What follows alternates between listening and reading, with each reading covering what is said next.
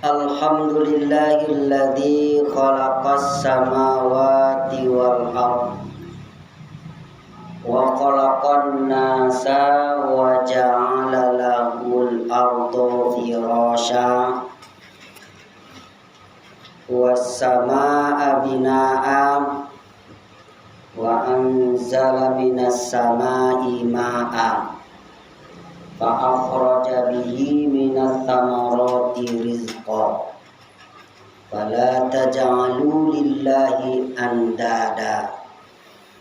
Asyhadu an la ilaha illallah wahdahu la syarikalah wa asyhadu anna Muhammadan abduhu wa rasuluh la nabiyya ba'dah. A'udzu billahi minasyaitonir rajim. Bismillahirrahmanirrahim. Wal yakhshal ladzina law taraku min khalfihim dzurriyyatan dhi'afa khafu 'alaihim falyattaqullaha wal yaqulu qawlan sadida. Shadaqallahul azim. Hendaklah takut orang-orang yang jikalau mereka meninggalkan generasi yang lemah.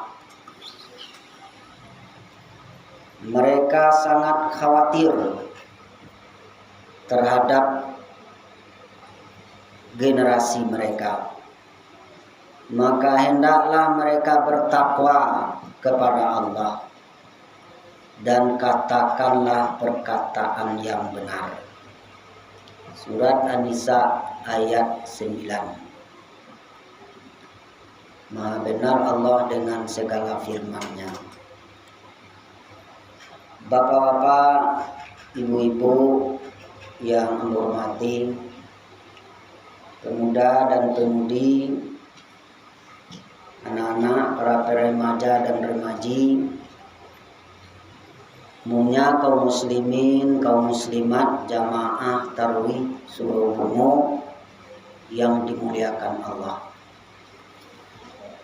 Kembali kita bersyukur pada Allah Subhanahu wa taala karena pada malam yang ke-15 ini kita masih segar bugar dan kita masih dapat mengunjungi surau kita ini dalam rangka mengisi kegiatan Ramadan berupa ibadah sholat tarawih, kemudian juga mengikuti tausiah Ramadan.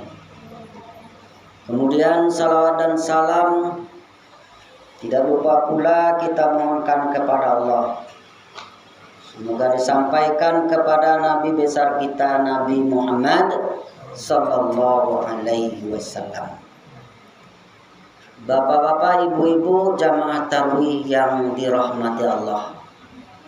Pada kesempatan yang singkat ini, sebelum kita melaksanakan ibadah sholat tarawih seperti biasa, kita mendapat wejangan berupa tausiah Ramadan kepada anak-anak supaya dapat mencatat, ya. Judulnya adalah mempersiapkan generasi yang baik.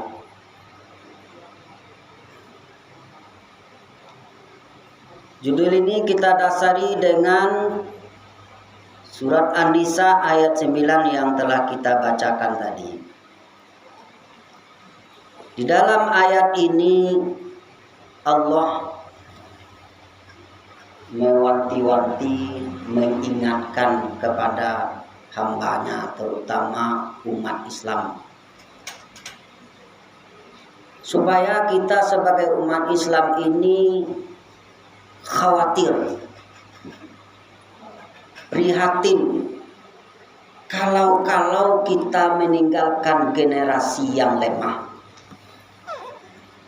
Jadi artinya ibu napa, kita sebagai umat Islam tidak boleh meninggalkan generasi yang lemah.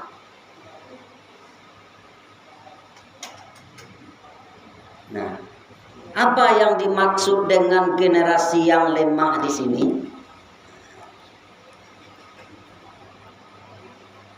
Kalau kita memahami secara menyeluruh, tentu saja lemah dari segi kehidupan dunia dan lemah dalam mempersiapkan kehidupan akhirat. Ini harus kita khawatir.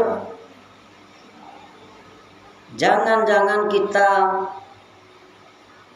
meninggalkan generasi yang lemah dari kehidupan dunianya juga kehidupan akhiratnya.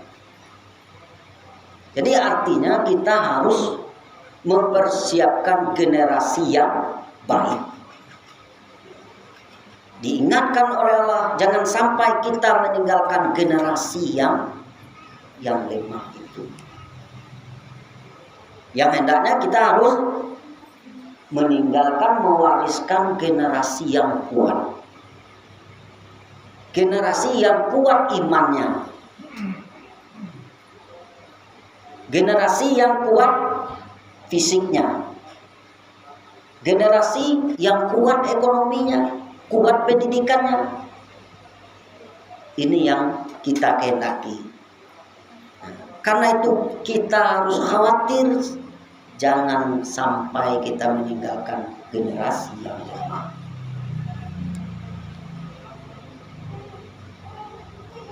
Di dalam ayat lain dinyatakan bagaimana generasi yang lemah itu. Kalau kita mendapatkan generasi yang lemah, kita tidak akan mendapatkan generasi yang kuat.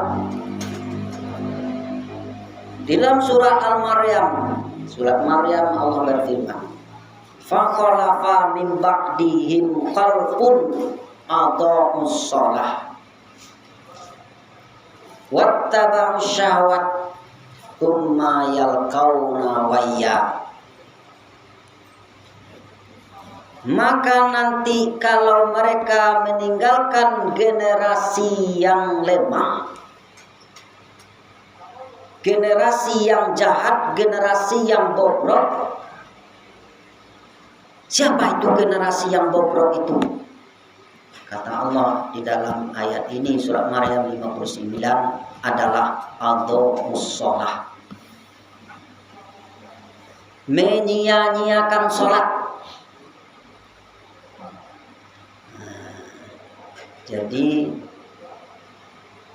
di sini Allah tidak mengatakan bahwa generasi yang lemah itu bukan generasi yang miskin, tetapi generasi yang lemah itu adalah generasi yang menyia-nyiakan sholat. Kenapa Allah mengatakan bahwa generasi yang lemah itu adalah generasi yang meninggalkan sholat? Karena ada sambungan ayatnya, wattaba'us syahwat. Kalau kita meninggalkan generasi yang lemah, maka generasi kita akan memperturutkan hawa nafsunya. Jadi kalau orang meninggalkan sholat, apa? Dan generasi muda aja dah. Generasi tua pun kalau orang meninggalkan sholat, tidak memperhatikan sholat, dan menyia-nyiakan sholat, itu nanti mereka akan memperturutkan keinginannya saja. Manusia kok banyak keinginannya. Ingin kaya, ingin bakat banyak, ingin pakai tinggi, ingin melihat keindahan, ingin memakan makanan yang lama. Tapi keinginan-keinginan tadi kalau diperturutkan sehingga dia akan dapat melanggar syariat Islam. Ya, batasan untuk mendapatkan keinginan itu, batasannya, aturannya adalah syariat dari Allah. Jadi karena itu Bapak dan Ibu,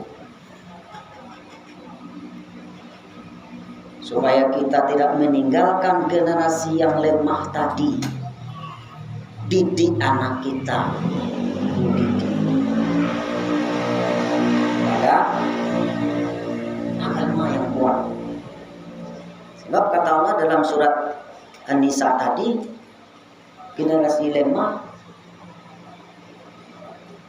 adalah generasi yang meninggalkan ibadah sholat. Kenapa dikatakan ibadah sholat, menyia-nyiakan sholat itu menjadi generasi yang lemah? Karena ibadah sholat ini sebenarnya kuat lebih berapa. Jadi kalau kita meninggalkan mendirikan sholat, pasti kita akan menjadi generasi yang kuat. Dalam surah Al-Baqarah akan dikatakan, wasta'inu bis sabri was shalah. Minta tolonglah kamu melalui sikap sabar dan ibadah sholat. Wa innaha lakabiratun illa 'alal khashiin. Sesungguhnya ibadah sholat itu memang berat, kecuali atas orang-orang yang khusyuk. Jadi di dalam ayat ini Ibu dan Bapak, kita disuruh oleh Allah, diperintah oleh Allah untuk meminta pertolongan melalui ibadah sholat. Ini menunjukkan bahwa ibadah sholat itu kuat. Orang yang melaksanakan ibadah sholat, dirinya akan terjaga, dirinya akan terpelihara. Coba kita analisa Ibu dan Bapak. Dalam bacaan-bacaan sholat, dalam rukun-rukun sholat, dalam perbuatan-perbuatan sholat, itu menguatkan jiwa kita, menguatkan iman kita, menguatkan kepercayaan diri kita sebagai umat Islam. Coba kita lihat bacaan sholat, doa iftitah saja dulu. Nantilah kita baca surah Al-Fatihah, apalagi surah Al-Fatihah. Bacaan sholat, doa iftitah saja kalau kita baca baik Allahumma ba'in walaupun wajah itu, kita maknakan, kita pahami maknanya itu. Inni wajjahtu wajhiya, sesungguhnya aku hadapkan wajahku lilladzi fataras samawati, kepada orang yang menciptakan langit dan bumi.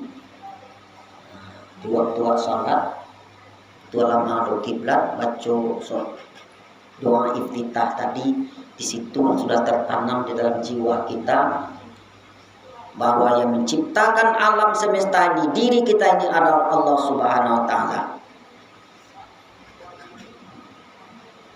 Kemudian lanjutannya, inna sholati wa nusuki hanifan muslimau wa ma ana minal musyrikin. Saya ini adalah orang Islam dan bukan orang musyrik.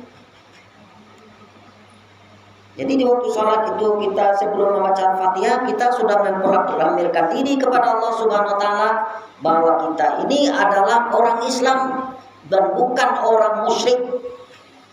Nah, kalau ikut kita tanam Ibu apa? Pernyataan bahwa di waktu sholat ini saya adalah orang Islam. Tentu perbuatan kita nanti di luar sholat sesuai dengan ajaran Islam. Inna sholati wa nusuki wa mahyaya wa mamati lillahi rabbil alamin. Sesungguhnya sholatku, hidupku, matiku hanya untuk Allah. Nah, coba kita bayangkan itu maknanya. Doa iftitah saja dulu baru. Sungguh kuat keimanan kita, sungguh kuat jiwa kita ketika kita membaca doa iftitah tadi. Jadi tidak salah kiranya Allah mengatakan wasta'inu bis-sabri was-shalah. Minta tolonglah kamu kepada ibadah salat dan sikap sabar. Karena dengan mendirikan salat maka kita akan melahirkan jiwa yang kuat. Nah, kalau ini kita wariskan kepada generasi muda kita, supaya generasi muda tidak menyia-nyiakan sholat, sungguh generasi kita menjadi generasi yang kuat. Barangkali ibu-ibu dan bapak-bapak, karena mengingat waktu sudah berjalan 15 menit, nah itu kita cukupkan hingga di sini. Tapi yang jelas ibu-ibu dan bapak-bapak, kita harus khawatir jangan-jangan kita nanti mewariskan generasi yang lemah. Artinya generasi yang lemah sini adalah generasi yang menyia-nyiakan sholat. Karena itu marilah kita didik anak kita sedini mungkin, semenjak usia dini sampai TK, kemudian sekolah, usia remaja, dewasa, dan seterusnya. Dengan demikian nanti kita akan meninggalkan generasi yang kuat, yaitu generasi yang tidak menyia-nyiakan sholat.